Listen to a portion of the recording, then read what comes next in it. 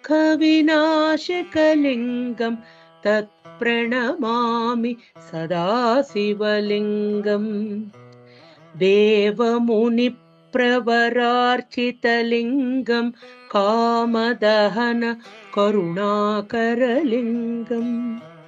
रावणदर्पविनाशकलिङ्गं तत्प्रणमामि सदा शिवलिङ्गम् सर्वसुगन्धसुलेपितलिङ्गं बुद्धिविवर्धनकारणलिङ्गम्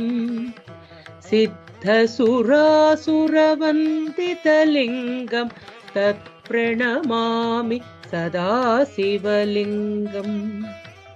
कनकमहामणिभूषितलिङ्गं फणिपतिवेष्टितशोभितलिङ्गम्